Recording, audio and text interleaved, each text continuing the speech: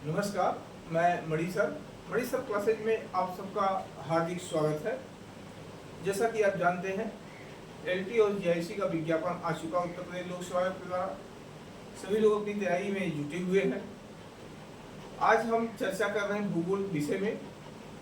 भौतिक भूगोल का एक महत्वपूर्ण पार्ट है जलमंडल।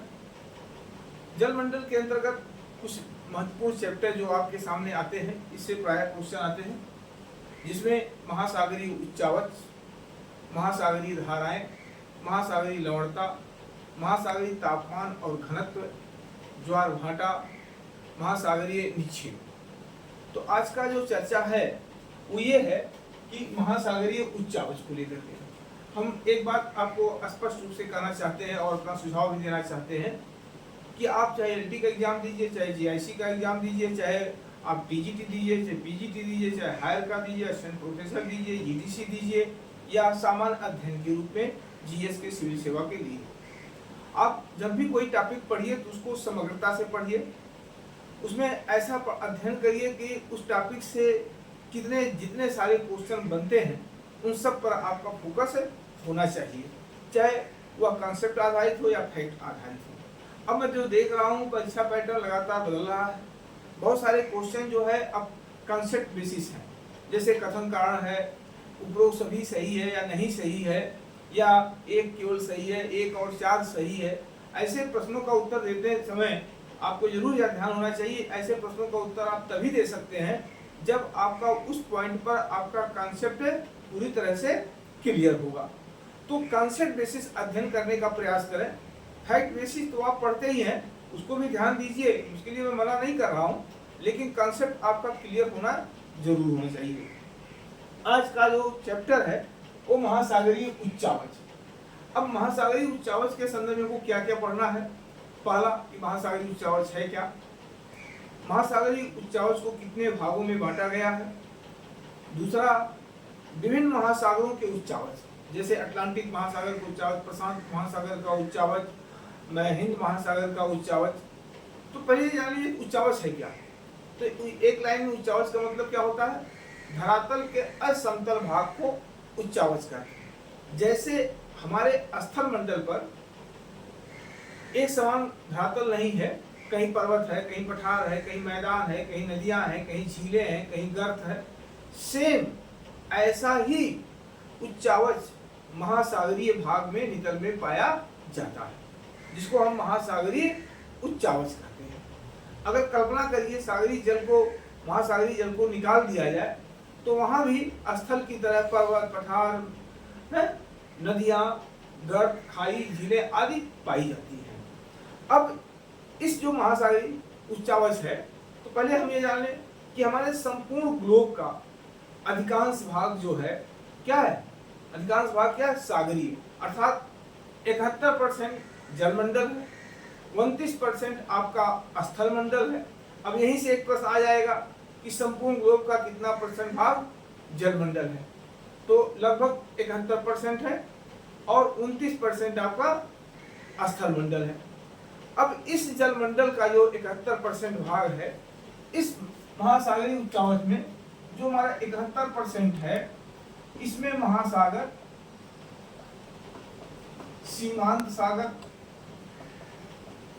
आते हैं। महासागर और सीमांत सागर में क्या अंतर है। महासागर क्या है, ये एक बृहद क्षेत्र है, करोड़ों वर्ग किलोमीटर में यह फैला है। और किसी महासागर से लगा हुआ महाद्वीप के किनारे वाला जो सागरीय जल होता है उसको हम क्या कहते हैं, सीमांत सागर। जैसे आपका अरब सागर है, काला सागर है, उत्तर सागर है, लाल सागर है, फारस की खाड़ी है, बंगाल की खाड़ी है, चीन सागर है, मलय सागर है, कोस्टक सागर है, मेक्सिको खाड़ी है। ये क्या है, ये सब जो है सीमांत सागर के अंतर्गत आते हैं। तो महासागरीय जो क्षेत्र हमारा 71% है, उसमें हमारे महासागर और सीमांत सागर है, इनका जल इसमें सम्मिलित हुआ है। अब यहाँ प्रश्न है कि जो महासागरीय उच्चावच है, इस महासागर में महासागर की औसत गहराई, महासागर की औसत गहराई, महासागर की औसत गहराई कितनी है, 3800 मीटर। अब देखिए ये आप इधर ये प्रश्न है, पूछे गए प्रश्न है लेकिन कभी कभी वो 3700, 3600, 3800, 4800 दे दिया। तो कभी कभी परीक्षा हाल में प्रेशर के कारण पढ़े तो हम 3800 है और लगा के चले 4800, तो एक आसान प्रश्न आपका गलत हो जाता है। तो आप कम से कम इस पॉइंट को आप याद किए रहिए। इसकी औसत ऊंचाई, महासागर की औसत ऊंचाई कितना है? 840 मीटर। कितना है? 840 मीटर। तो ये छोटे छोटे पॉइंट जो है शुरुआती दौर में महासागरीय ऊंचाई के याद किए रहिए, दिमाग में बैठाइए। कै परसेंट स्थल है, कै परसेंट जल है, औसत गहराई कितना है, औसत ऊंचाई है, कौन सा महासागर सबसे अधिक गहरा है। तो सबसे अधिक महासागर कौन सा गहरा है? प्रशांत महासागर है। ठीक है। अब यह विषय आता है हमारा कि जो महासागरीय उच्चावच है, इस महासागरीय उच्चावच को हम किसके द्वारा वर्गीकृत करते हैं? तो महासागरीय उच्चावच को उच्चता मिति वक्र, ये क्या है? इसके द्वारा महासागर के उच्चावच को 4 वर्गों में बांटा गया है। हिप्सोग्राफिक कर्व के माध्यम से महासागरीय उच्चावच को 4 वर्गों में बांटा गया है। अब 4 वर्ग कौन है? महाद्वीपीय, मग्न तट, मग्न ढाल, महासागरीय मैदान और गर्त। ये 4 है। महाद्वीपों के किनारे, जैसे मान लीजिए ये पार्ट है, तो ये वाला पार्ट आपका मग्न तट है, इसके आगे मग्न ढाल है, इसके आगे मैदान है और कहीं कहीं क्या है? महासागरीय गर्त है। एक सिंपल प्रश्न पूछा जाता है, महाद्वीपों से सागर की ओर महासागरीय उच्चावच का सही क्रम क्या है? एक सिंपल प्रश्न है। क्या महाद्वीपों से सागर की ओर महासागरीय उच्चावच का सही क्रम? तो सबसे पहले मग्न तट आएगा, फिर क्या आएगा? मग्न ढाल आएगा, फिर क्या आएगा? मैदान आएगा, फिर क्या आएगा? महासागरीय गर्त। आप ऐसे समझिए कि ये जो उच्चता मिति वक्र के द्वारा महासागरीय उच्चावच को हम अध्ययन करते हैं। आप ऐसे करिए, एक ऐसे बना दीजिए, अब ऐसे करके ये आपका हो गया। ये आपका मग्न तट है, ये आपका मग्न ढाल है, ये आपका मैदान है और ये आपका क्या है? गर्त है। गर्त मतलब महासागर का सबसे गहरा भाग होता है। तो महासागरीय उच्चावचों को कितने वर्गों में बांटा गया है? 4 वर्गों में। वह कौन है? मग्न तट है, मग्न ढाल है, मैदान है और गर्त है। अब इन्हीं चारों का थोड़ा डायनेमिक रूप से एक एक हमें अध्ययन करने की आवश्यकता है। अब जैसे सबसे पहले आ गया मग्न तट। मग्न तट, ठीक है। ये जो मग्न तट है, ये मग्न तट आपका, ये महाद्वीप, मग्न तट के बारे में क्या कहा जाता है?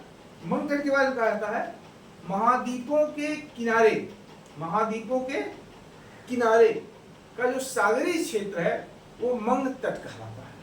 अब मग्न तट की विशेषता क्या है? इसका महत्व क्या है? इसका विस्तार क्या है? किस महासागर का मग्न तट सबसे अधिक गहरा है? महाद्वीप के किस भाग में मग्न तट चौड़े पाए जाते हैं? कहीं मग्न तट सकरे पाए जाते हैं? ये पूरा मग्न तट का हमें अध्ययन करने की आवश्यकता है। तो जैसे मान लीजिए कि जो हमारा कॉन्टिनेंटल स्लेब है, महासागरीय मग्न तट जो है, पहली बात जान लीजिए, मग्न तट का जो ढाल है 1 से 3 डिग्री, गहराई जो है, ये ढाल क्या है? 1 से 3 डिग्री। गहराई क्या है? मग्न तट का गहराई कितना है? 100 फैथम। 100 फैथम। यह ध्यान रहे, महासागर की गहराई को ज्ञात करने का जो हमारा मापक होता है वो फैथम होता है। 1 फैथम बराबर 6 फीट। तो इसका मतलब औसत गहराई कितना है? 600 फीट। और जो महासागरीय दूरी है उसे हम किससे नापते हैं? नॉटिकल मील से नापते हैं। तो महासागर की गहराई नापते हैं फैथम से और जो दूरी नापते हैं वो नॉटिकल मील से। तो औसत ढाल 1 से 3 डिग्री है, गहराई 100 फैथम के आता है। ये जो महासागरीय हमारा मंतट है, इस मंतट का जो निर्माण है, निर्माण किन क्रियाओं से हुआ है? नंबर 1 अपरदन, अपरदन, निक्षेपण, अवतरण, भ्रंशन। अब यहां से एक प्रश्न बन जाएगा, मंतट का निर्माण होता है अपरदन से, निक्षेपण से, भ्रंशन से, अवतरण से, है या उपरोक्त सभी से?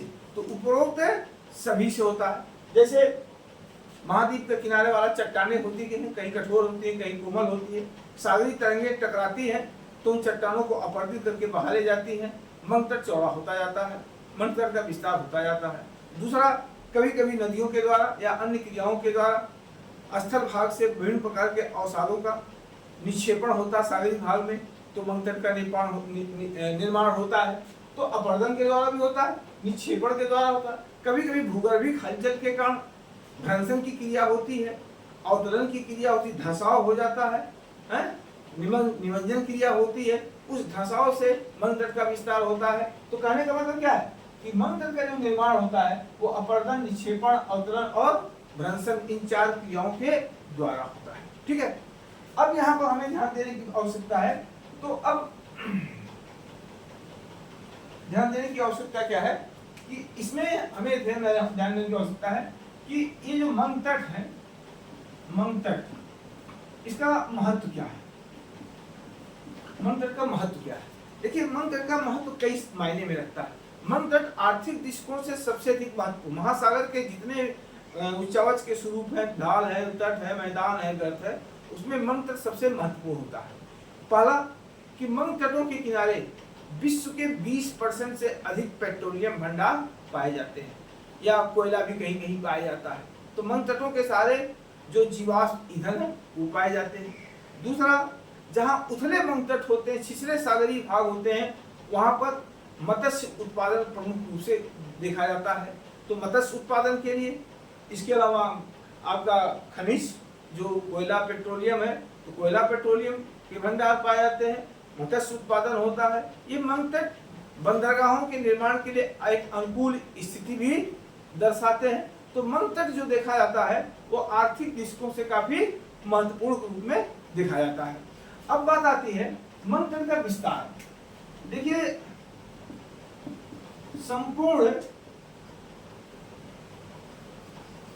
संपूर्ण सागरीय भाग का 8.6% क्या है? मग्न तट। अगर ध्यान दीजिएगा, यहाँ पर 2 प्रश्न आता है।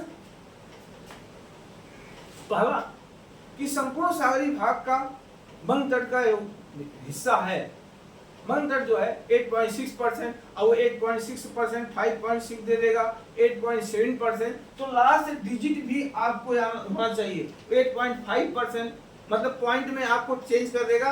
आप ध्यान नहीं देंगे तो एक आसान प्रश्न आप गलत कर सकते हैं।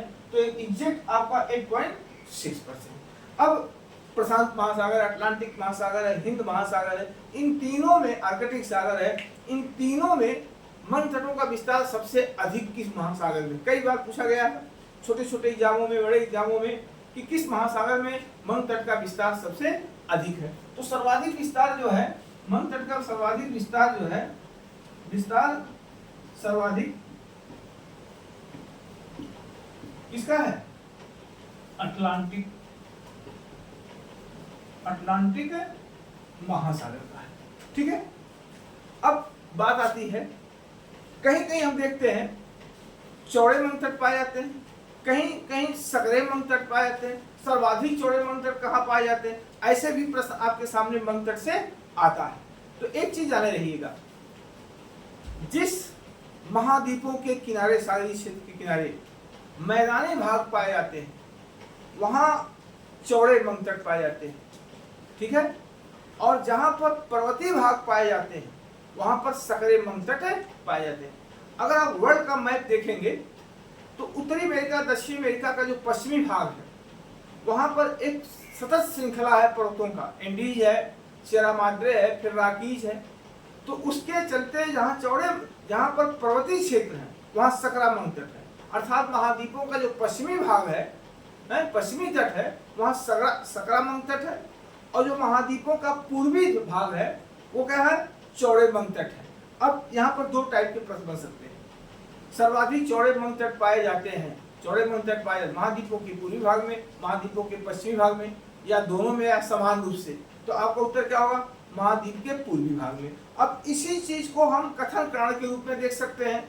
महाद्वीपों के पूर्वी तट पर चौड़े मंग तट पाए जाते हैं, कथन सही है। कारण, महाद्वीपों के पूर्वी भाग में मैदानी भाग का विस्तार अधिक होने के कारण। तो कथन भी सही है, कारण भी सही है। कारण कथन की व्याख्या करता है, उत्तर आपका ए सही है। या हम इस प्रश्न को उलट देते हैं, महाद्वीपों के पश्चिमी तट पर सकरे मंग तट पाए जाते हैं, कथन भी सही है। कारण क्या है, महाद्वीपों के पश्चिमी भाग पर पर्वत की स्थिति होने के कारण, या नवीन बलित पर्वतों की स्थिति होने के कारण, या पर्टिकुलर एक महाद्वीप का नाम ले लिया कि जैसे आपका उत्तरी अमेरिका, दक्षिणी अमेरिका।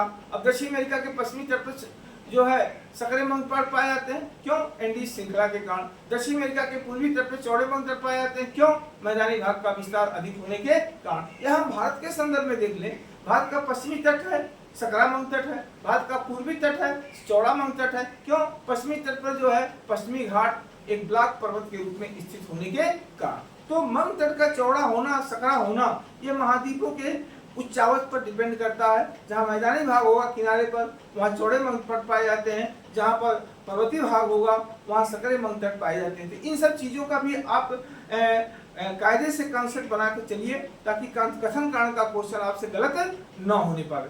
अब यहीं पर एक प्रश्न आ जाएगा, 2-4 बार पूछा गया है कि सबसे अधिक चौड़े मंग तट किस सागर में पाए जाते हैं। अटलांटिक महासागर, हिंद महासागर, प्रशांत महासागर, आर्कटिक सागर। जब किसी सागर की बात आएगी तो सबसे चौड़े मंग तट जो पाए जाते हैं वो आर्कटिक सागर का, किसका, आर्कटिक सागर का। अब यहाँ पर भी देखिए, चौड़ा मंग तट अलग प्रश्न बनता है और मंग तट का विस्तार अलग प्रश्न बनता है। अगर आपके सामने प्रश्न पूछता है मंग तटों का सर्वाधिक विस्तार किस महासागर में है, तो विस्तार पूछेगा तो अटलांटिक महासागर। मंग तटों का सर्वाधिक चौड़ाई किस सागर या महासागर में है, तो आर्कटिक सागर। ठीक है, तो मंग तट से संबंधित ये प्रश्न आपके आते हैं। तो अभी हमारा एक पॉइंट हुआ संपन्न, वो ये है महासागरीय उच्चावच का सबसे महत्वपूर्ण पार्ट मंग तट। तो महाद्वीपों के किनारे वाले सकरे, महाद्वीपों के किनारे वाले सागरीय जल के भाग को मंग तट कहा जाता है। ये आर्थिक रूप से काफी महत्वपूर्ण होते हैं। इनकी औसत गहराई 100 फैथम है, औसत ढाल 1 से 3 डिग्री है। इनका निर्माण अपरदन, निक्षेपण, अवतरण और भ्रंशन क्रिया के द्वारा होता। संपूर्ण सागरीय भाग का 8.6% जो है मंग तट का विस्तार है। सभी महासागरों में सबसे अधिक जो है मंग तट का विस्तार अटलांटिक महासागर में है। अटलांटिक महासागर में मंग तट और मंग ढाल दोनों का विस्तार सबसे अधिक है, और सर्वाधिक चौड़े मंग तट जो पाए जाते हैं वो अटलांटिक महासागर में पाए जाते हैं।